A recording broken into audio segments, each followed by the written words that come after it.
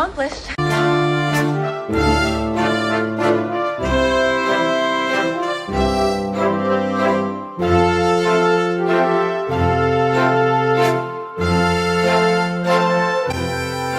Seat as though I was like,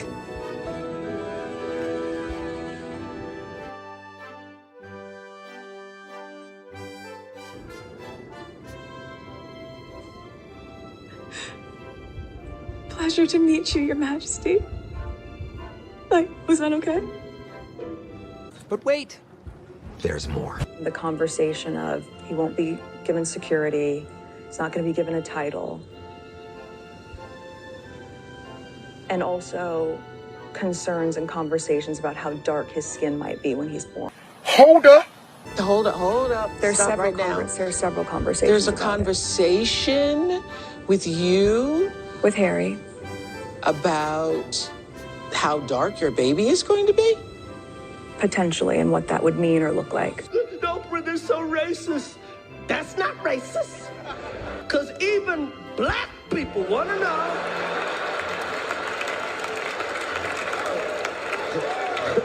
How brown the baby gonna be? That conversation I'm never going to share. Ooh, this is uncomfortable. We'll talk when we get home.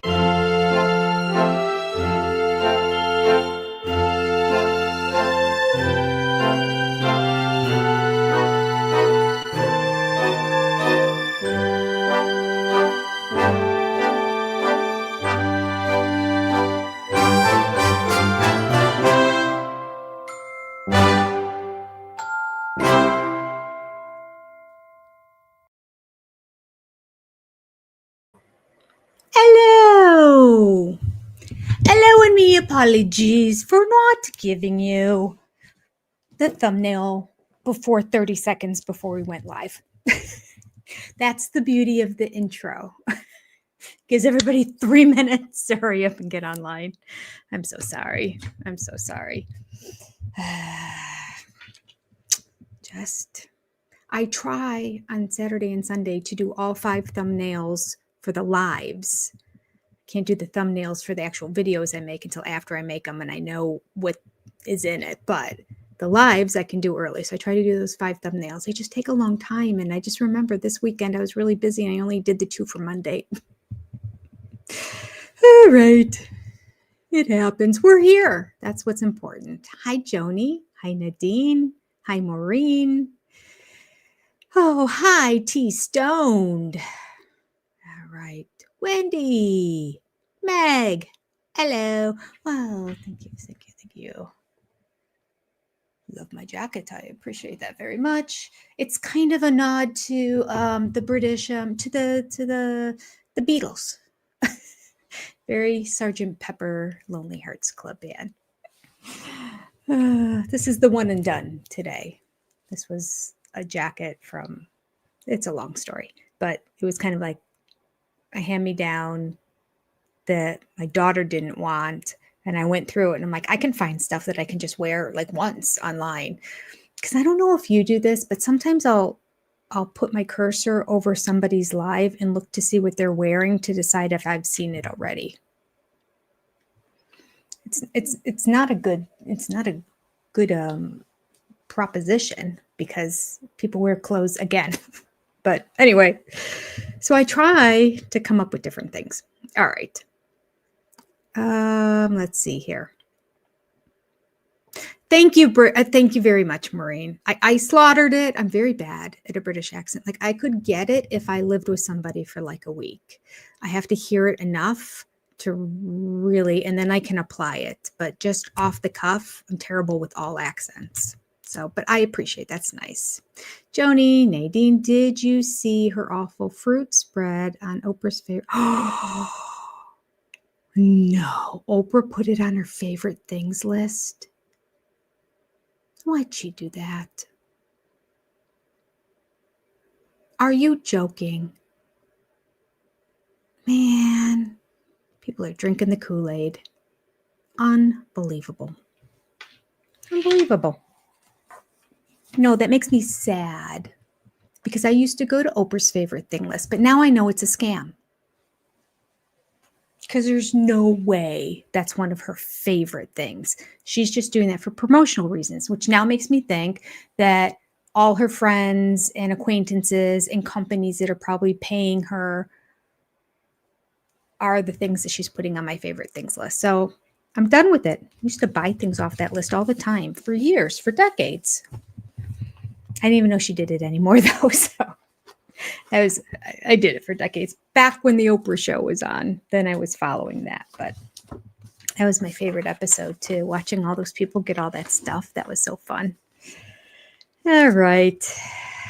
Yeah. You can get the same 3 jars for $27 with, yeah, with the box 36.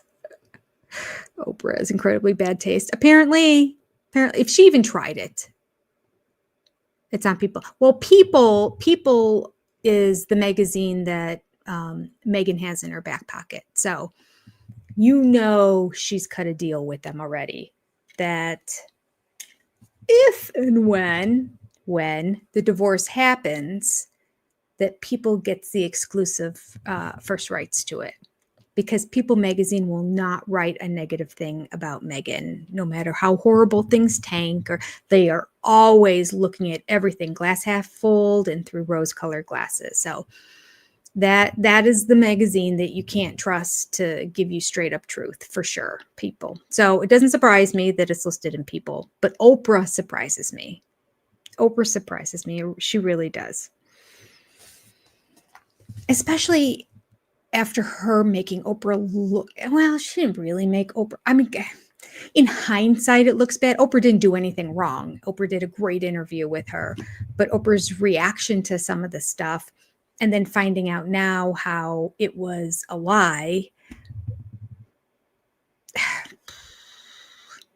just makes me disappointed. You think that Oprah would be like, listen, you're not going to do me wrong again. But apparently she doesn't care. I have a colic in my hair on both sides, especially on this side. And with the crown, it's a little extra pronounced. Okay. Anyway, that's that.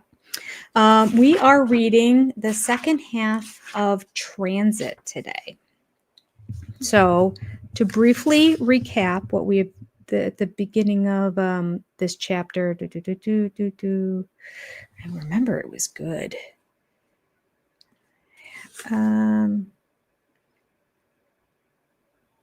Harry disclosed that the solution to his recurring mental problems was to announce immediately the departure from Britain. Okay. Yeah. So this was the whole mess where Meghan was setting things up to move before she ever let the British family know she was going to move, which is kind of rotten, being that not only that they pay her a ton of money a year, and that she has this crazy clothing budget, and she has all the notoriety in the world from being royal, but they're family. She married into the family. She didn't just marry into the crown. She married a family. That's her by marriage parents and grandparents and brothers and sisters-in-law, and to completely do them wrong, especially when the queen was still alive, because what did the queen ever do to her? Nothing. That was wrong. All right. Anyway, can I just say that I don't know what off-brand it is, but I have some strawberry preserves in my refrigerator, and it's an off-brand. I want to say it's Food Lion. I don't know why I have Food Lion. I think I got it at Acme. It was probably like getting ready to expire. On top of it, it was old. I'm pretty sure it says Food Lion. I just know it's a generic brand. And I know I got it cheap because I had like three jars of it. So I have the third one in my refrigerator now. Those freaking strawberry jam, it's so good. It's thick. It's like chunks of strawberries in there. Oh, the flavor is amazing. And then I look at, well, she can't even call it jam anymore because there's no real fruit in it. So it's just this liquid spread. Unbelievable. Unbelievable. I'm telling you, I probably got my jar for 99 cents. I'm not joking. I mean, you know how Acme in the front of the store has those big bins where they just have things for 99 cents? Got a bunch of stovetop stuffing ones. Stuck them on my shelf. I'm like, it's dried bread and spices. Even if it does expire, it's going to be fine. But yeah, I really good stuff. Really good stuff. Would I ever spend even $10 on the jar of something that looks like it's all watery and runny? There's not a piece of fruit in there, which is why it's not called preserves or jam, and it's called spread. For her to put it on her favorite things list is just so disappointing. Oh, from Ollie's. I haven't been to Ollie's. Is kind of hard for me to get to. It's on the other side of town, and it's through tons of lights to get there. So I have not been there in probably over a decade. $3.69 cherry persistine. Now cherry is my favorite fruit flavor of anything. Drinks, pies, whatever. So a cherry preserve. I might have to head over to Ollie's and just see what they've got going on. Okay. So that was what we were reading last time. We were reading up to and her hypocrisy too about let's see. Harry asserted the newspaper had angered Britons when he decided to take an American actress with a biracial background as his wife. Black Britons know why Meghan wants out, wrote Ofa Hirsch in the same newspaper. It's the racism. Only blacks know the truth. The racist treatment of Meghan proved what many of us have always known. No matter how beautiful you are, whom you marry, what palaces. So this was a quote from the magazine where they were saying, this is what confuses me about her playing the race card after she gets there, because she's come out and said, nobody ever treated me as a black woman my entire life growing up. She never felt ostracized. She was always welcomed. She went to a school that had lots of different ethnicities. I think a lot of them were Asian and whatnot, but because it's California, maybe Mexican or Hispanic descent. I don't think there was a whole lot of like crazy varieties of ethnicities, but I know it was a multicultural school, if you will, because it was a school of all the wealthy people that were in LA, even though she claims she had no money growing up. Daddy paid for it 100%. You know, the daddy she won't speak to now, that daddy. Yes. So she has this mantra, and even said it after she started dating Harry, how she never saw herself as a black woman. Now she's not only black, but she is receiving racism. Yet I've never, besides that one cartoon that somebody in the newspaper wrote, I'm not hearing any other examples of her perception of mistreatment and how it's connected to her being biracial. I don't get it. I don't get the leap. It's appearing to me that, one, she's creating a narrative of her being treated poorly. I don't even think that ever happened, period. But her perception is that, okay, fine. Distorted enough as that is, now her perception is also making the leap that it's because she looks like she has a great tan. Pretty girl with a great tan. That's it. I don't get it.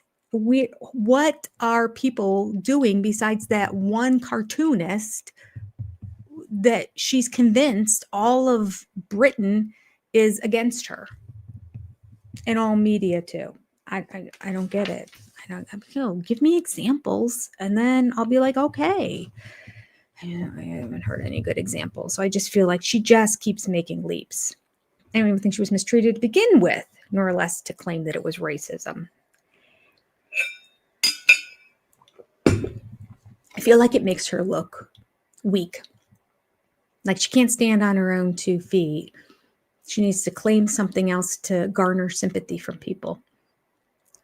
Maybe because, I don't know, because she was doing this before people turned on her.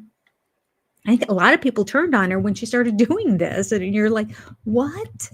What are you talking about? And then this is a classic example, people writing, nobody would know. And I mean, it's true. I'm not black. I can't tell you what it's like. Only blacks know the truth. Like, oh, okay. So you just have to accept it.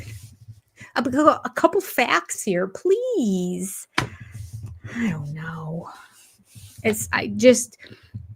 You know what bothers me about it is that she's created division, and she's created racial division by using this mantra, because it's the absolute 180 from when she went into the palace. And all of us were so excited that there was a biracial person in the palace because it was the first time progress. What can you do? And I feel bad for the royal family because their mantra is to stay quiet. They don't defend themselves. In fact, the queen coming out and saying, recollections may vary, is big for the crown to even go that far. Like they don't say anything. They just move on. And she probably knew that, so she can throw as many darts as she wants. I feel like William is different. Things are going to be different when he gets there. I feel like he's a no nonsense kind of guy. And he's like, no, nobody's going to be pushing around people here anymore. I hope so. All right, let's move on. I hope we get past all the race stuff. It makes my stomach upset. I don't like it. I don't like what she's doing. And then especially because there is racism out in our world, in our country. I know, I'm sure also in London, I'm sure it's everywhere. And you do a disservice for those who are truly being treated poorly or wrongly or differently simply because of the color of their skin. That is so wrong. It makes no sense. You shouldn't do it. But she wasn't. So now what she does is she sets up, being as popular as she is, she sets up this mantra of, well, you just can't trust anyone who says that. And then the poor people who are suffering under that, people are like, but are you really? Because of situations like this. There you go. I put my finger on why it really bothers me and why it makes my stomach upset. All right, here we go. And on that positive note, let's jump in. Okay, so the People magazine is actually listed in here. All right, that's going to be in our first paragraph. Every black person, I guess we are still talking about it. Okay, here we go. Every black person knew this was coming, agreed Gina Yashir, again in the New York Times. Meghan faced constant racist, vitriolic abuse disguised as criticism, according to this Gina gal. Delighted by the royal family's struggle to prove their own relevance, the Oprah magazine went even further. Well, is everything topical in this chapter from what we were talking about here? We're just discussing Oprah.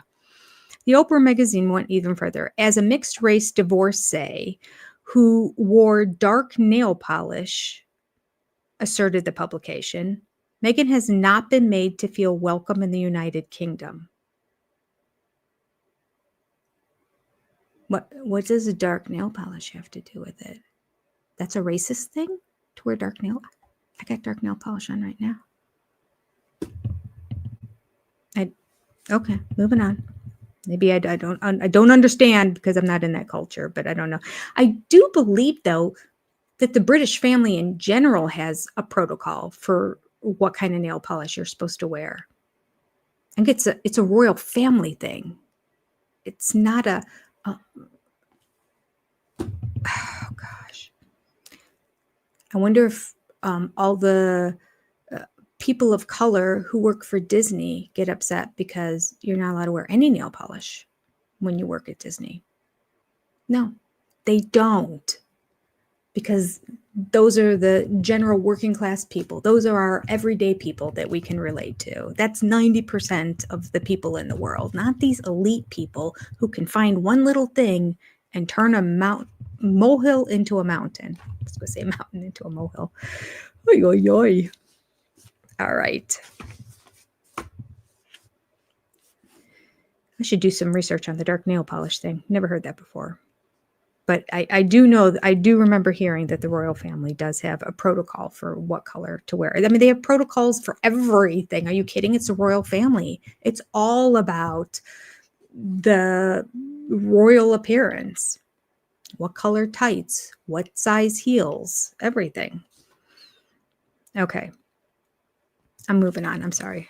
We'll never get through. We're only reading half of a chapter. And yet, if I keep on this, we won't get through it. They used to all have to wear pantyhose, right? Nude or light pink only. There you go. It's not a racist thing. It's a royal family thing. Goodness gracious. Hi, kitty. I just saw you in there. All right. Nail polish. People magazine quoted a friend of Meghan. Listen, if the friend can't give their name, then you can't trust the quote, can you? I don't know. There is so much bad blood in that family. It's toxic. She came out and said that about the royal family. Meghan and Harry's hand was forced. She was forced to live the cushy life of a duchess in a castle. My life was so hard. I'm going to leave, but I still want your money.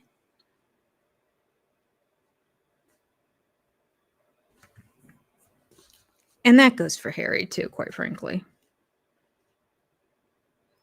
Meghan and Harry's hand was forced. Meghan, reported the magazine, complained about her outsider status as a biracial American.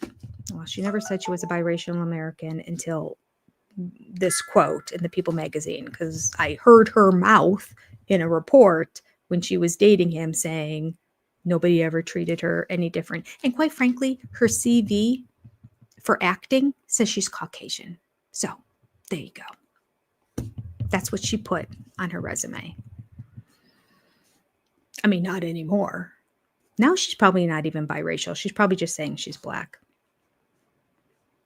Yeah, didn't she claim like some tribe in Africa now she's a part of? Wasn't there something like that? It's just ridiculous. She's creating division. Neither she nor Harry got enough comfort or solace from the royals, end quote. No, they weren't coddled enough. Not enough comfort. Oh my gosh. I didn't get any comfort from my in-laws. They lived in Alaska. I mean, bless their hearts, they're passed away now, but like, buck up, kiddo. You want comfort? Daddy gave you lots of comfort your whole life, but you cut him off. So there you go. None of the American media acknowledged that racism was a bigger problem in their country than Britain, or named a person or incident to illustrate the racist abuse suffered by Meghan in Britain. They appeared to be thrilled by Meghan's defiance towards the Queen and identified with her reasons for leaving the country. It's interesting. I don't remember that. I kind of don't remember it either way. But I think I remember thinking, she seems like she's fussing. That's all. I actually don't even remember any of the racial, like a lot of it I'm reading in this book. But I didn't really follow Meghan back then. Meghan's secret weapon was leaked by her friends in California. If the royal family rejected her demands, they would be denounced as racist on the Oprah Winfrey Show. So the friends knew that if they didn't get what they wanted when she went on Oprah, she was going to call them racist, and then she did. That little biatch. Her threat of a no-holds-barred interview with Winfrey was confirmed by Tom Bradby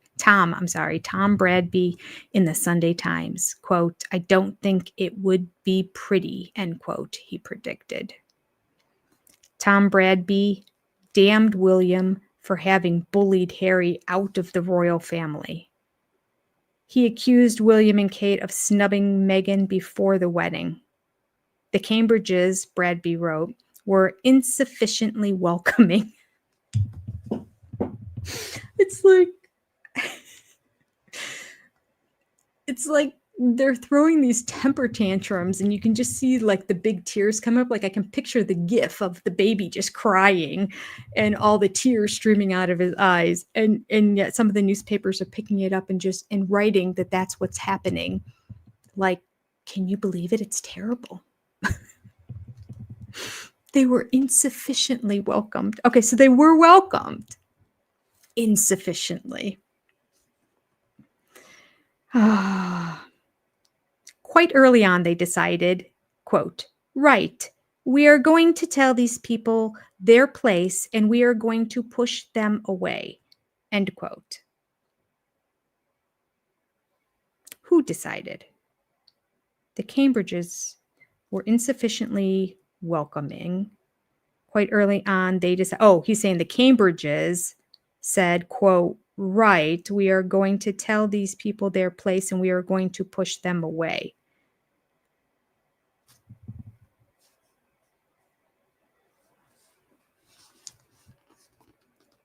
Right.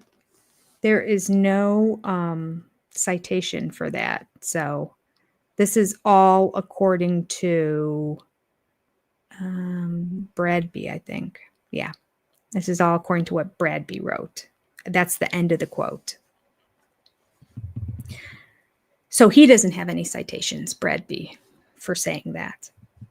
The result, wrote Bradby, was, quote, "Harry and Meghan's escape from the poisonous palace." Who's this Bradby guy? End quote. Their escape from the poisonous palace. And talk about burning bridges. That's like blowing it up and burning just the rubble. And then throwing another bomb to make the gap between you and them even larger. This is insane. Boy, Harry's dumb. He had no foresight. He just went along with everything. I think he's regretting it. He has to be. The result, wrote Bradby, was, quote, "Harry and Meghan's escape from the poisonous palace." Buckingham Palace was just one word in reply to Bradby's accusations. False. It's powerful.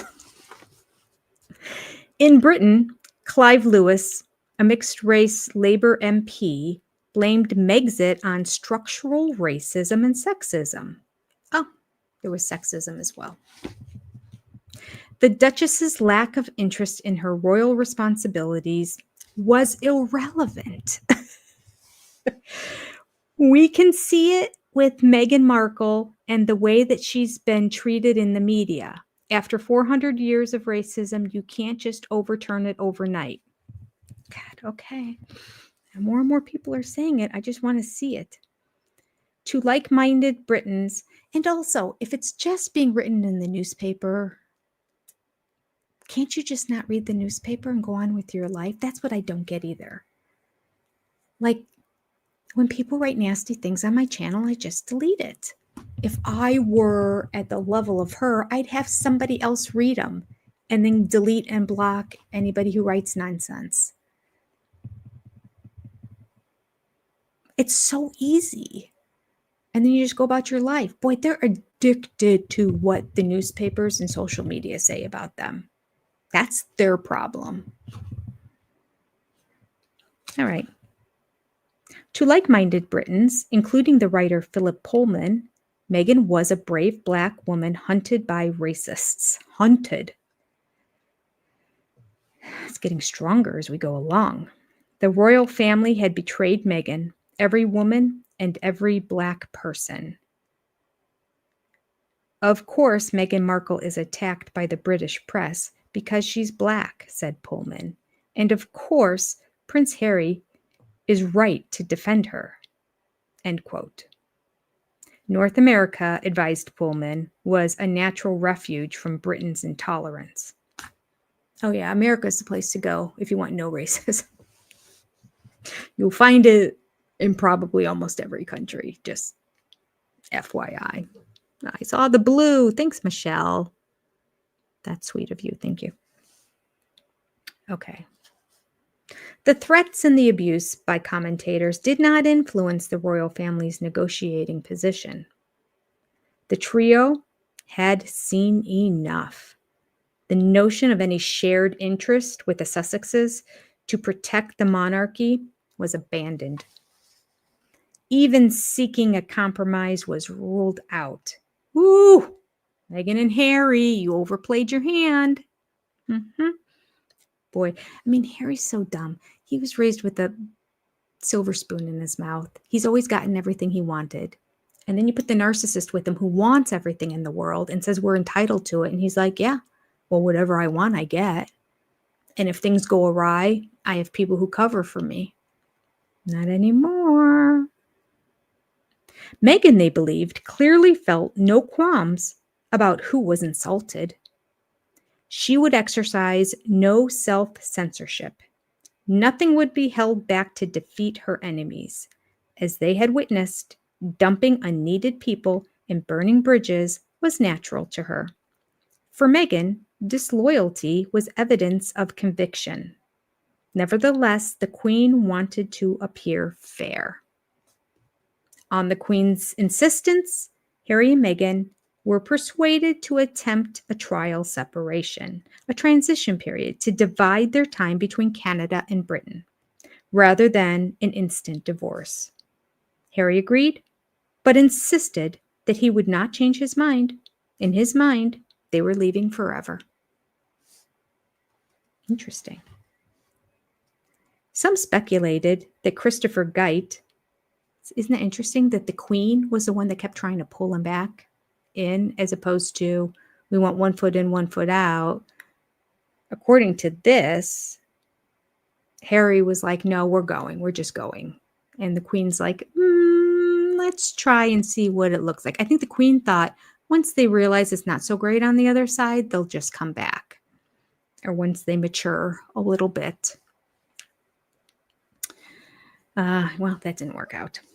Some speculated that Christopher Geit might have fashioned an amicable compromise, but now that was an unreasonable expectation. The Sandringham Agreement, as the separation document became known, was tough. The Sussexes would cease to be working members of the royal family and would no longer use their HRH titles. Well, not supposed to.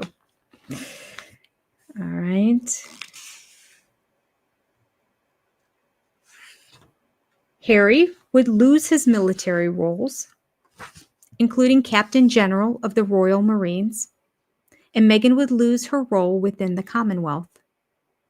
They would repay the £2.5 million for rebuilding Frogmore, and after 1 year, lose all financial support.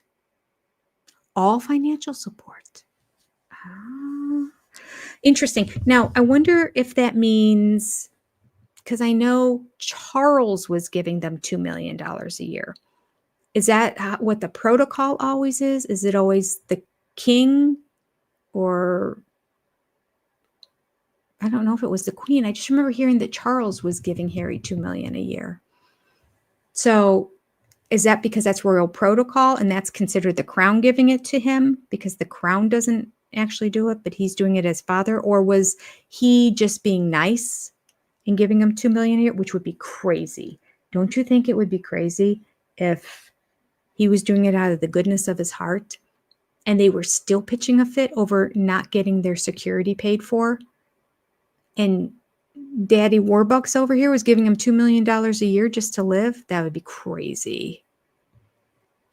And no bills, Wendy said. Yeah, $2 million a year with no bills. which they got while they were there too, but they were continuing to get it. Interesting.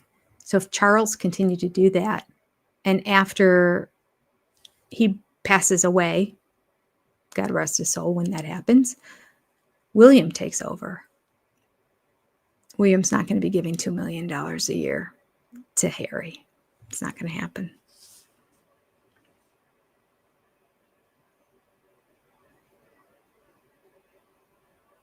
Okay.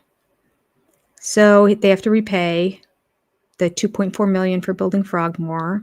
And then after a year, they lose all financial support. Harry assured his family that he and Meghan would never use their royal titles to make money. Finally, they agreed to express mutual platitudes. The Queen said, quote, "I recognize the challenges they have experienced as a result of intense scrutiny over the last 2 years and support their wish for a more independent life. The Sussexes pledge to uphold the values of Her Majesty." Does that include dissing the royal family once you're out? I don't think so. That's not upholding the values of Her Majesty. She also used HRH a bunch of times. Anyway, Harry returned to Vancouver knowing that Meghan was raging about their treatment.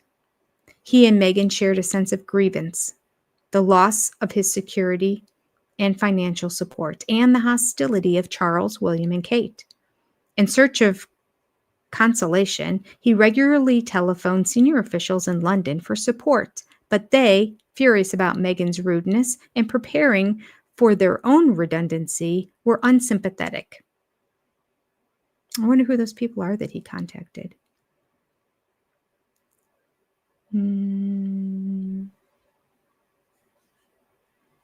Senior officials. I don't know.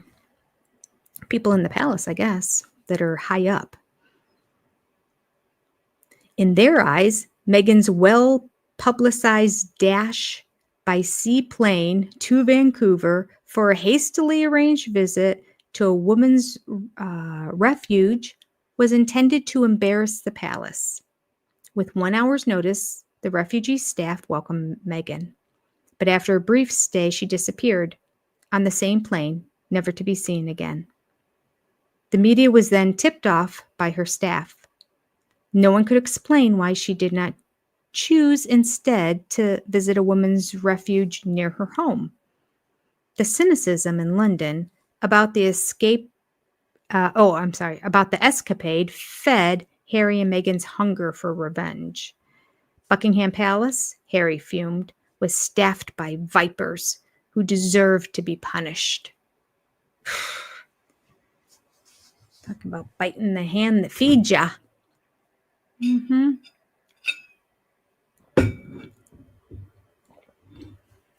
Michelle, I do not remember this.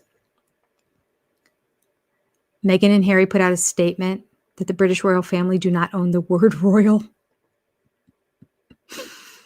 Oh.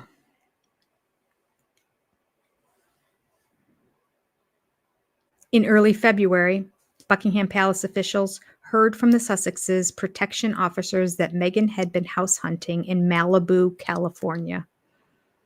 She had often mentioned her wish to live near the beach. Senior Buckingham Palace officials were only half surprised. Living in Canada, they believed, was a smokescreen. On the other hand, they also heard from a senior Canadian official about his long telephone conversation with Harry about the advantages of staying in the country. At the end, the official was convinced that Harry intended to remain in Canada. In the Sussexes' version, they would have remained permanently in Vancouver if Harry had not been told, quote, at short notice that security was going to be removed, end quote. So what's the safest place to go to instead of this island in Vancouver, Canada? LA. The remote home had been identified and he concluded it is not safe. Buckingham Palace's lack of support and lack of understanding, he said, left them no alternative but to leave the heavily guarded remote house. Harry spoke about being able to protect my son, but from what danger was unclear. His principal enemy seemed to be the tabloids. Yeah, I just don't understand what the tabloids aren't going to shoot you. Like, that would be my desire for security. Like, I don't want to be shot. I don't want to be stabbed. I don't want to be killed. I don't want to be hurt in any way. But Harry talks about the media and the tabloids as if they're snipers, like real snipers. I mean, people found them. And yes, I do believe that people went up in boats nearby and were taking pictures of the house. I'm sure there's a courtyard somewhere around there where they can be unnoticed. It was a big house. It's almost like a castle. Oh, gosh. And then they moved to LA and people start flying drones over their place. There you go. So much better. Harry spoke about, not being able to protect his son. The newspapers, Harry believed, were incredibly angry about their move to Vancouver. They've come out fighting, and they will try and destroy our reputation. And sink us. How? Fortunately, said Harry, he and Meghan had been able to stand up for what we believe together. What are they standing up for? Oh, that the royal family is racist and so they have to leave it? Is that what they're standing up for? I don't know what they're standing up for. They use these words, but they don't qualify and quantify what they mean. How a move from Vancouver to a home in Los Angeles would better protect the Sussexes from the tabloids or from an unknown assassin was unclear. But logic played no part in the Sussexes' conduct. It's true. So true. All those reporters that were there in Vancouver, where do you think they were mostly from? Probably LA. And they're not going to stay there forever. They're going back to their families. Their true intentions were highlighted by Harry's agreement to speak at a JP Morgan event in Miami, hosted by Gayle King. He flew to Florida on a private jet, of course he did, from Vancouver to earn an estimated $1 million for exposing his wounds. In an emotional address, Harry described once again the childhood trauma of losing his mother. More controversially, he told the world that he had no regrets about giving up his royal duties. Can I just say, do you know how many children are left without a dad or without a mom who went to war, who were earning, $30,000, $40,000 a year, putting their lives on the line to serve the country, leaving their family for months at a time. And sadly, often don't make it back. They don't have security either. They don't have multi-millions of dollars coming into their pockets. They don't have extra agreements. They never claim victim. They just say he did his duty for our country. And God bless every serviceman out there. I think of situations like that when I read stuff like this. And you know what? Shame on Harry, because he should know better, because he was in the military. He knows men who are scraping to get by and are living paycheck to paycheck to support their family when they're in the service. Not right. This is making me sick. He gets $1 million and is flown on a private jet to speak negatively about the royal family. Victim, and still a victim. And talking about the trauma of losing his mom. And that's what hit me when he was like, I'm like, are we really going back to that again? Really? Because you know how many kids lose their parents over all kinds of things. I was just looking at a YouTube short the other day about a woman who gave birth and it didn't go well. Like things went wrong. And afterwards, she was basically on her deathbed. There's nothing more they could do for her. Now, maybe she was sick before she went in. I don't know what the whole story was, but it was just the video clip of the husband and her holding each other and her crying.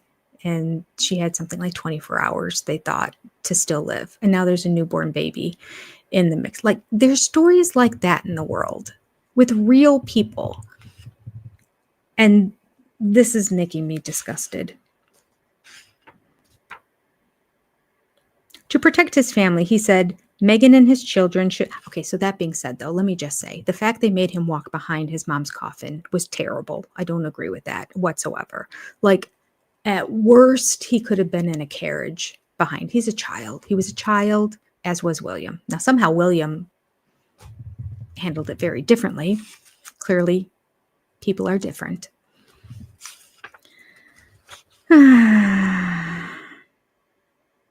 To protect his family, he said, Meghan and his children should not experience a similar childhood to his own. Well, how are Meghan and his children going to experience a similar childhood? She was being chased by paparazzis and she got into a car with a man who was drunk, driving way over the speed limit, trying to outrace the paparazzi. You know how you cannot do that? Don't get into a car with somebody who's inebriated and don't speed well over the speed limit away from people. And quite frankly, nobody's chasing you, Harry and Meghan. Nobody. You have to call the press to tell them where you are to get them to come take pictures. It is nowhere near the same as Princess Diana. Nowhere near the same. So that makes me sick too.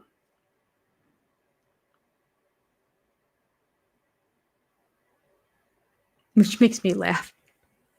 That video of the two of them after they got out of something in New York City and them going, I said, there's that guy that was following us. And first of all, it was like a guy on a little moped or something, and he zoomed by and left.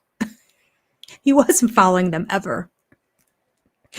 And then they went on to say, we had a 2-mile, 2-hour chase. I'm like, first of all, you had 2 hours. I can walk from one end of Manhattan to the other. And I have. I've walked all the way from the other side of the bridge from Brooklyn to practically, well, definitely up until Midtown. I don't know if we got all the way to Central Park that day or not. And then we took the subway back. But the point being, within a day, we did all that walking and sightseeing all along the way. It's not that big. Manhattan is small and it's packed with cars. It's just, you're just stuck in I had to drive there and then park. That's why we took the subway and walked everywhere, because the traffic's ridiculous. But I had to get from my hotel in Brooklyn to our hotel in Midtown. And that was the worst. Just sitting in that traffic, trying to turn left. It's a nightmare. And they claimed for 2 hours they were being chased around. Like, has Meghan never been to New York? She clearly has never driven in New York. Because if you just drive there once, you know. It's an impossibility, this story that she told. And since then, the taxi driver or limo driver or whatever has come out and said, we were never in a chase. It didn't happen. But to see them in there going, I think somebody's there. And then you compare that to Lady Diana, Princess Diana, and all of the mobs of people and the Vespas and the cars that would follow her everywhere. You can't even compare. Theirs was like me going out. Like there was nobody. Nobody cared. Okay, I'm sorry. They just make up these stories. Ay, ay, ay. All right. Buckingham Palace officials were aghast. This was exactly the commercialization of the monarchy which Harry had agreed at Sandringham to avoid. That didn't take long, did it? Worse, Harry was negotiating with the Harry Walker Agency a contract to receive $500,000 per speech. His spokesman's insistence that Harry did not intend to speak about the royal family was doubted. Fearing ridicule, Harry was told by Buckingham Palace officials that the Sussex Royal Instagram account and brand should immediately be closed down. The palace's deadline for them to cease being royals was set for the 31st of March. Just 6 weeks after saying they were stepping back as senior royals, the Sussexes announced they were stepping down. The Canadian government immediately withdrew funding for their protection. "We were excited," said Harry wistfully. "We were hopeful. We were here to serve. For those reasons, it brings me great sadness that it has come to this." Oh, just because you say it doesn't make it true. If you really wanted to serve, you'd still be serving. You're not serving.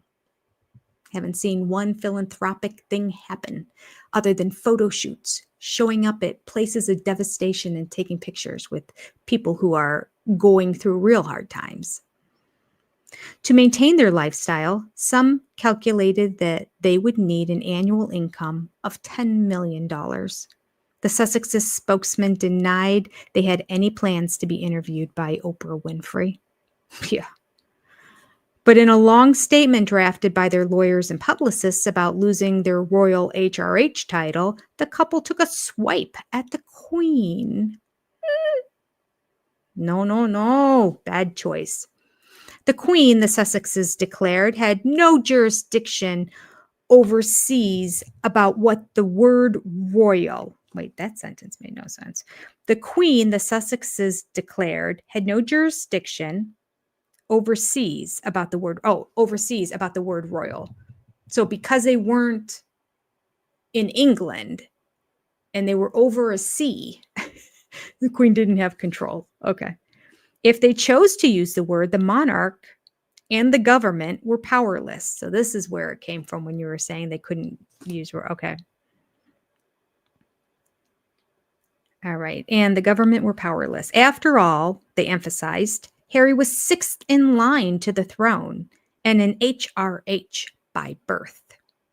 The preference of the Duke and Duchess of Sussex was to continue to represent and support Her Majesty the Queen, albeit in a more limited capacity while not drawing on the sovereign grant. Their simmering resentment against William, Kate, and the other royals was not concealed. The Cambridges, after all, were allowed to operate the Royal Foundation, while Andrew's two daughters, Beatrice and Eugenie, were also employed in a fairly modest way in the art world. Meghan was not to be defeated. She told her advisors to find a director in Los Angeles for their new charity, Archwell. That's interesting. How long ago was this written? Because I haven't heard anything about Archwell in the news. Have you? Her frantic pace could not be hidden from senior officials in Buckingham Palace.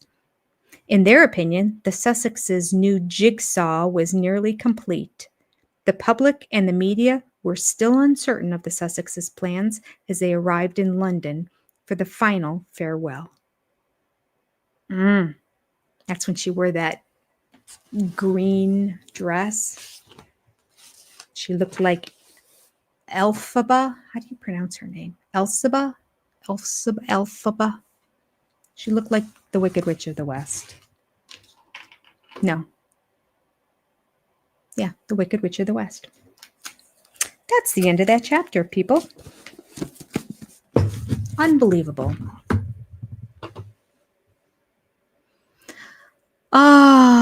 It was ugly. Your husband is fifth in line to the throne. Yeah. You don't need 4 cars. She now has a 4-car motorcade to go to any theater. After Harry threatened to sue the New York Police Department. Oh, my Lord. Daddy was estimated to have spent $500,000 on her education. Oh, I believe that. Private education all the way through. And then off to Northwestern, which is not cheap. Hi, Sarah. Good to see you. The pap on the bike. Yeah. I mean, I want to say, I have pictures of just like somebody ding ding as they go by.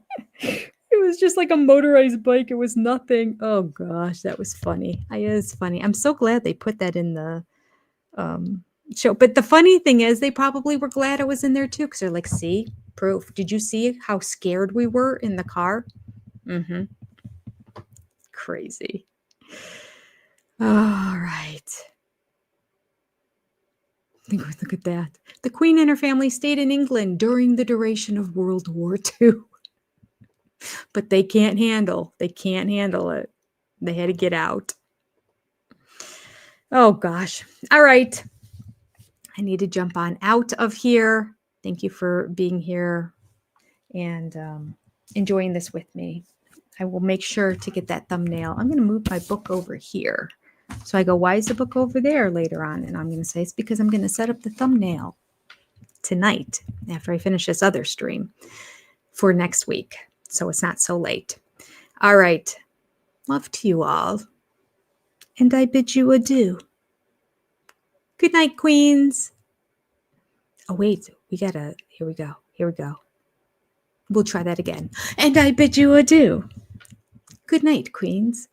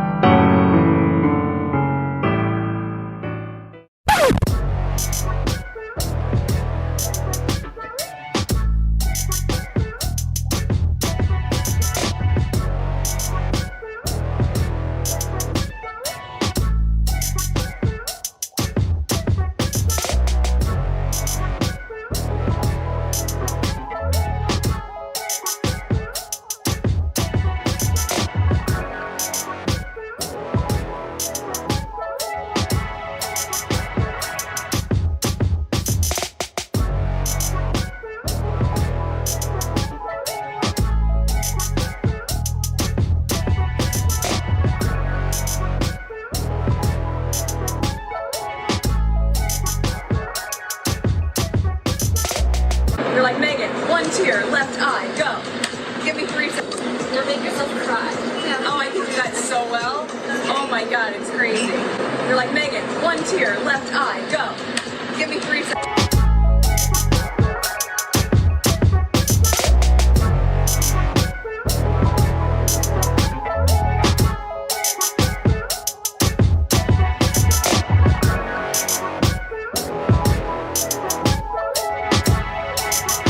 With a camera trained in front of her, crying.